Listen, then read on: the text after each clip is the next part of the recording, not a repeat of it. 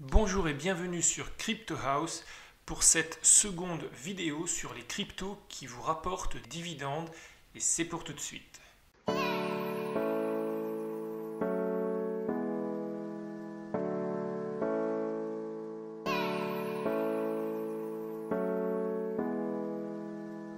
Alors dans cette série de vidéos, on va regarder à chaque fois deux cryptos qui vous rapportent des dividendes, une principale et puis une seconde qui vous rapporte parfois pas vraiment des dividendes, des airdrops.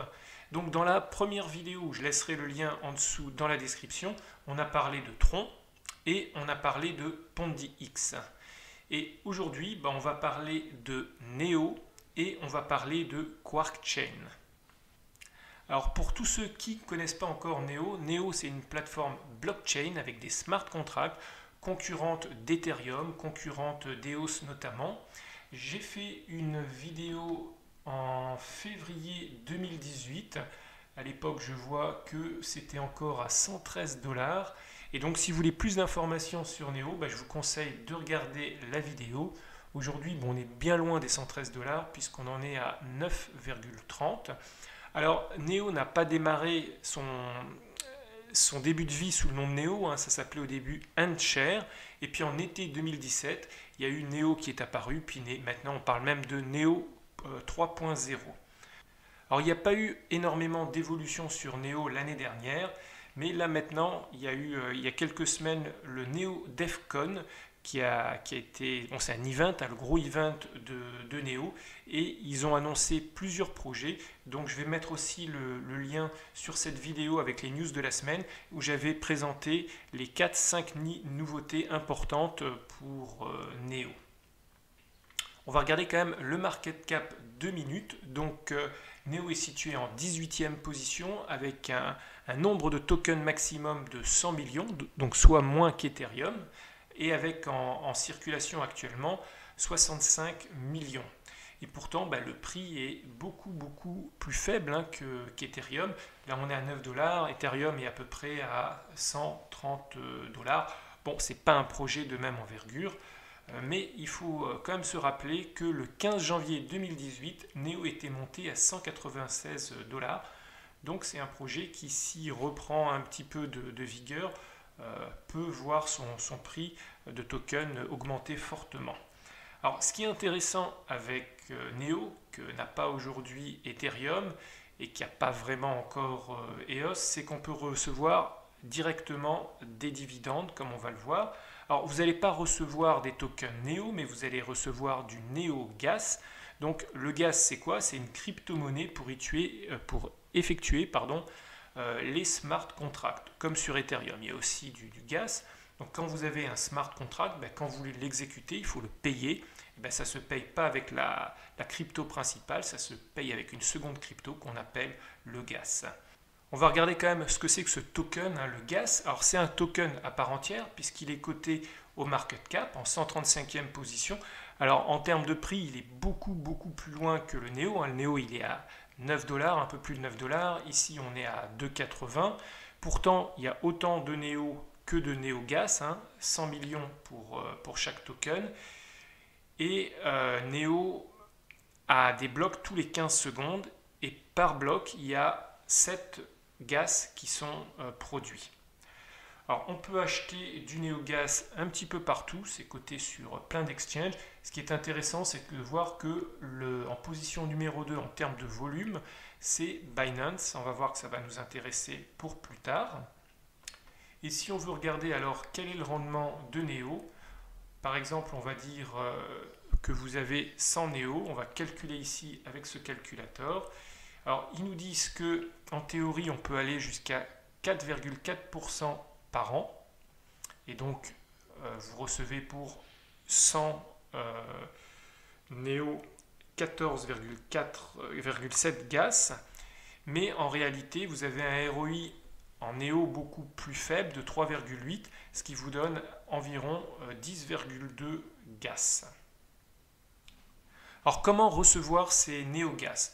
C'est assez simple. Il y a soit on les laisse sur un exchange, soit on les met sur un wallet. Alors, si on les laisse sur un exchange, moi j'avais testé Binance pour voir si ça fonctionnait. Effectivement, ça fonctionne. Ben, vous achetez du Neo, vous le laissez dans votre wallet sur l'exchange et tous les mois, vous allez recevoir votre distribution de gaz. Alors, ça se fait qu'une fois par mois, alors que sur un wallet, c'est à chaque bloc. Alors, c'est pratique, mais par contre, ce qu'il faut voir, c'est que si jamais il y a des airdrops sur Neo, parce que Neo c'est une plateforme smart contract, donc il y a des projets qui sont développés sur Neo et de temps à autre vous recevez des airdrops, comme par exemple du Ontology. Il faut savoir que moi j'ai reçu, comme j'avais quelques Neo, j'ai reçu des Ontology gratuitement dans le wallet. Mais donc il y a peut-être des chances que ce ne soit pas supporté par l'exchange. Là c'est vraiment au bon vouloir de l'exchange de supporter ou non l'airdrop.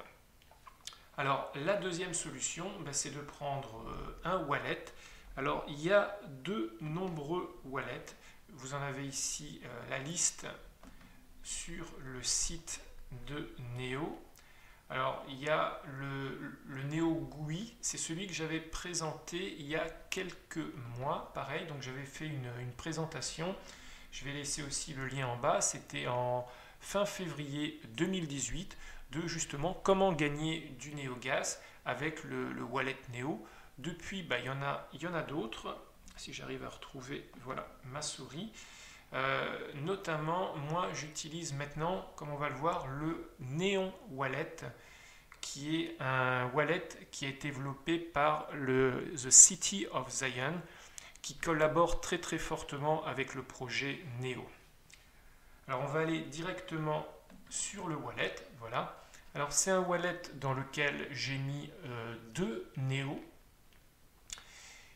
J'ai vu que ici j'ai eu un airdrop déjà. J'ai même deux airdrops. Un airdrop ici for the win. Je ne sais pas ce que c'est, un 10 token. Ici j'ai un Quateria token. J'en ai eu 50. Je n'ai pas encore regardé vraiment ce que fait. En tout cas c'est un wallet qui a une belle interface. On voit aussi que j'ai déjà du gas. On voit que mon portefeuille, il est à 98%. Ah tiens, on voit que j'ai reçu des informations en live sur la blockchain. Donc 98% en Neo et 1% en gas. On voit ici la progression des cours. Et ce qu'on voit aussi, c'est que je peux demander du gas.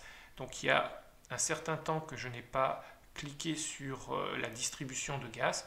Et pour recevoir le gaz, il suffit de cliquer. Donc là, je suis à 0,1271. Je vais cliquer ici. Donc c'est en train de calculer, on le voit. Et normalement, au prochain bloc, je devrais avoir une mise à jour ici du nombre de gaz. Voilà, donc on a reçu les informations de la blockchain. Maintenant, je suis à 0,14.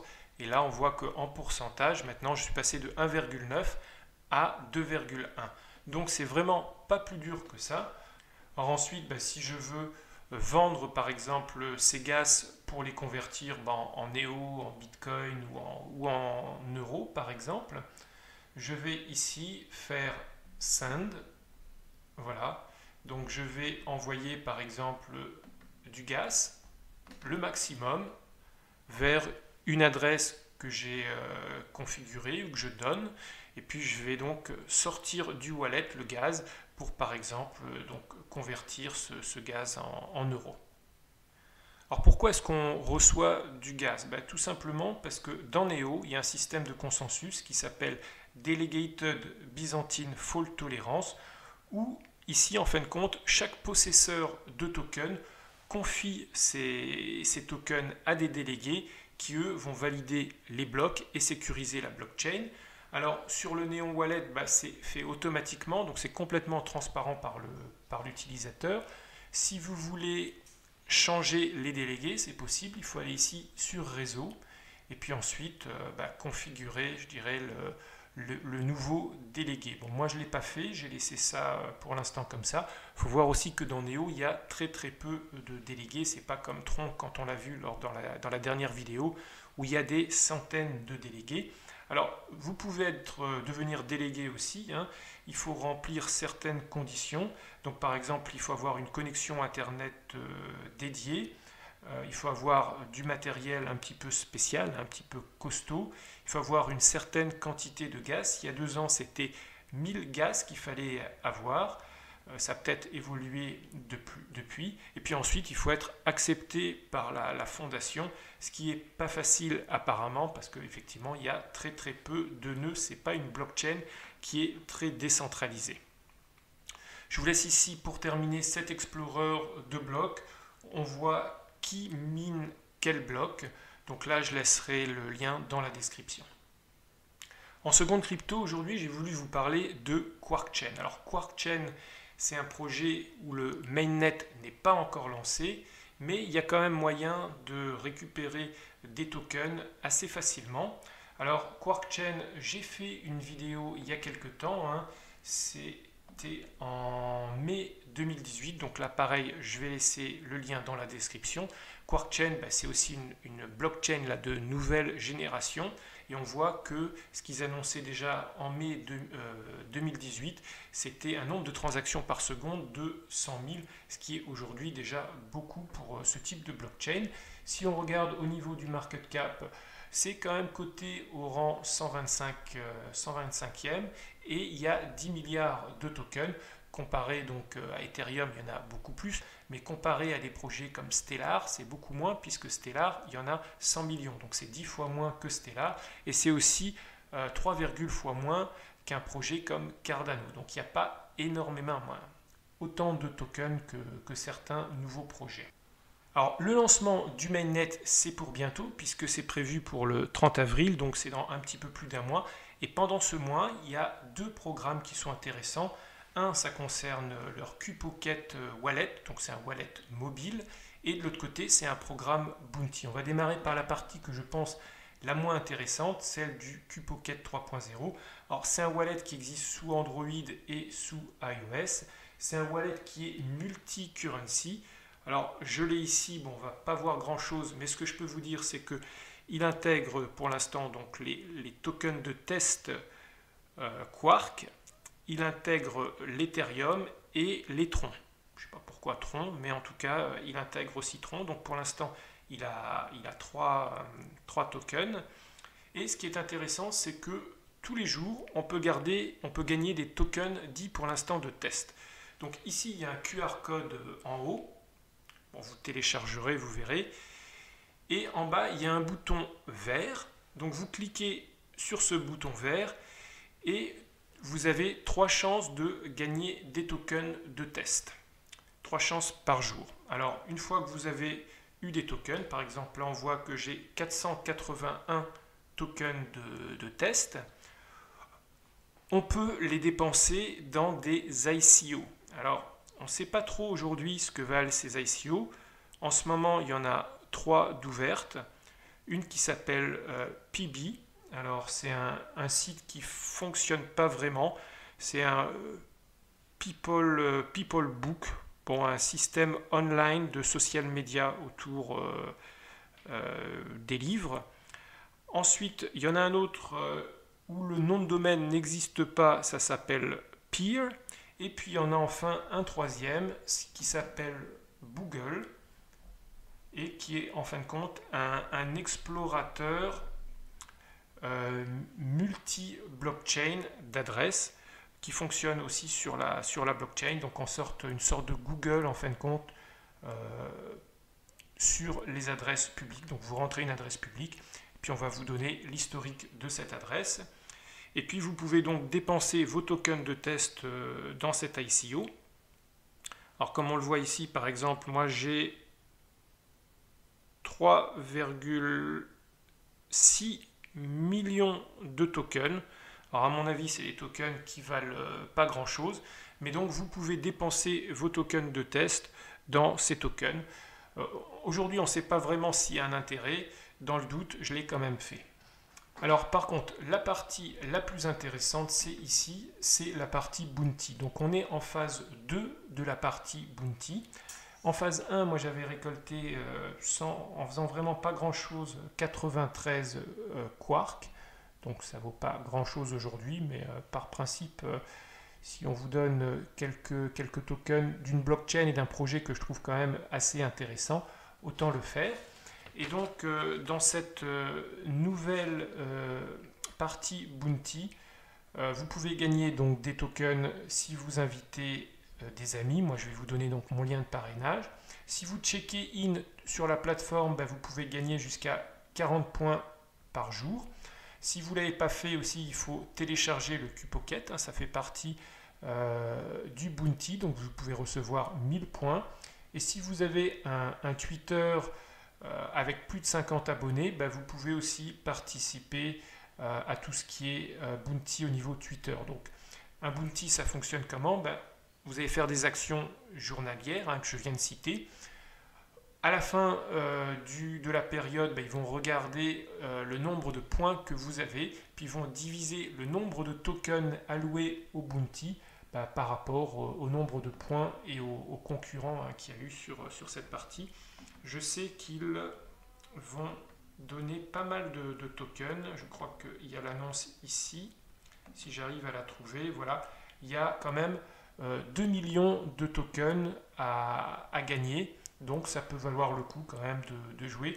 Ça vous permet, si vous n'êtes pas habitué d'avoir des cryptos, au moins d'avoir de cryptos, de voir comment fonctionne un wallet et de pouvoir jouer un petit peu avec. Alors il y aura aussi une troisième phase.